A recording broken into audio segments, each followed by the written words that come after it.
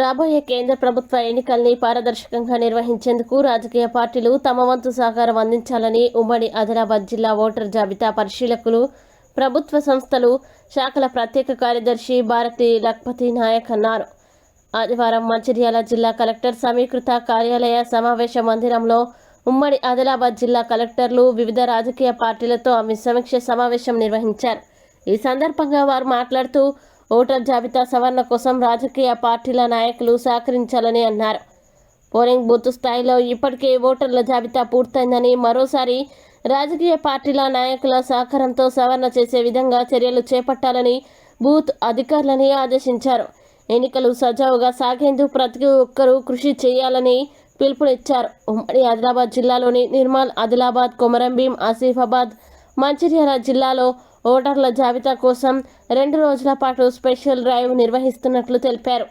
ఈ కార్యక్రమంలో ఉమ్మడి ఆదిలాబాద్ జిల్లాకి చెందిన కలెక్టర్లు, నోడల్ అధికారులు, వివిధ రాజకీయ పార్టీల నాయకులు పాల్గొన్నారు.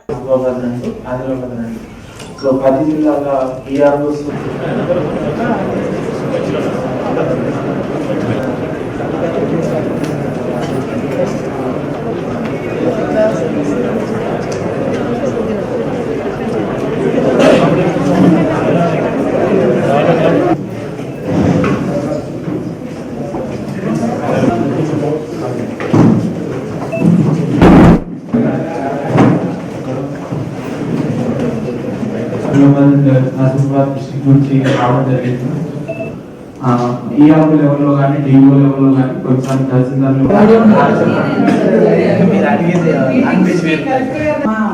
ఆఫీసర్స్ కి సహకరించాలని మిమ్మల్ని అందరినీ నేను కోరుకుంటున్నాను. ఓకే, అదర్వైజ్ లేదు.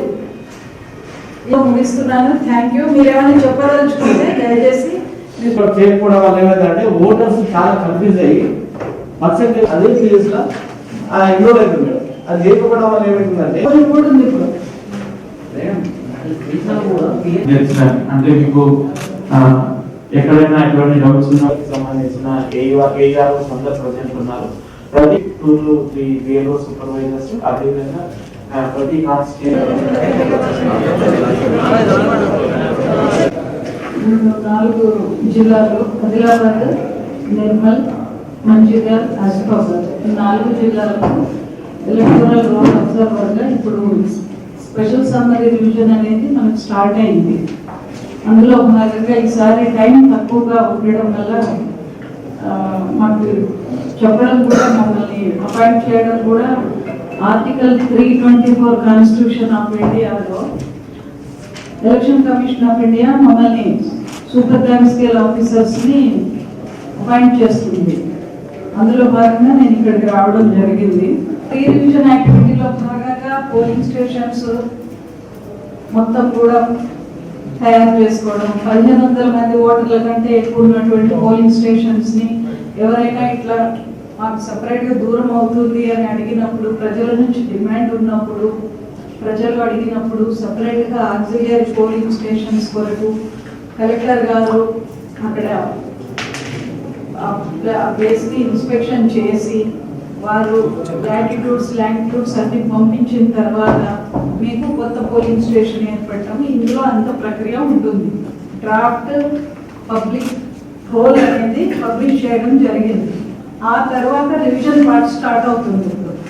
రివిజన్ పార్ట్ ఎలా చేస్తున్నారు కలెక్టర్స్, వాళ్ళన్నీ సరిగ్గా చేస్తున్నారా లేదా, అభ్యంతరాలు రిసీవ్ చేసుకుంటున్నారా లేదా, ఈసీ ఇన్స్ట్రక్షన్స్ ఫాలో అవుతున్నారా లేదా, వారు ఏ విధంగా ఈ ప్రాసెస్ అంతా నడిపిస్తున్నారు చూడటానికని మనం మొత్తం మన పాత ఎస్ట్వైల్ డిస్ట్రిక్ట్స్ అందరికీ కూడా అలాంటి సీనియర్ ఆఫీసర్స్ని ఎలక్షన్ కమిషన్ ఆఫ్ ఇండియా నియమించడం జరిగింది. ఒక్కొక్క ఎస్ట్వైల్ డిస్ట్రిక్ట్కి, అంటే పాత జిల్లాలలో ఒక్కొక్క జిల్లాకి ఒక్కొక్కరిని వేయడం జరిగింది. అందులో భాగంగా నేను ఇక్కడికి వచ్చాను. సో ఇప్పుడు స్టార్ట్ ఏమవుతుంది, ఇప్పుడు present claims and objections receive చేసుకోవడం అనేది ఇప్పుడు జరుగుతుంది.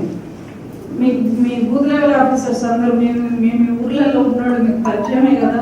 అయితే మీరు ఈసారి కొంచెం టైం మనకి ఎక్కువ లేదు కాబట్టి మీ అందరికీ నా రిక్వెస్ట్ ఏంటంటే, మీ బూత్ లెవెల్ ఏజెంట్స్ అందరూ మీ పార్టీ వాళ్ళకు కూడా, మీ ఎమ్మెల్యేలకి వాళ్ళకు కూడా మీరు చెప్పుకొని బూత్ లెవెల్ ఆఫీసర్స్కి మీరందరూ కూడా వాళ్ళకి మీరు కోఆపరేట్ చేసి వాళ్ళ దగ్గర లిస్టులు ఉంటాయి, ఆ లిస్టులలో తప్పులు దొరకకుండా మీ యొక్క ఇన్వాల్వ్మెంట్ కూడా మాకు అవసరం.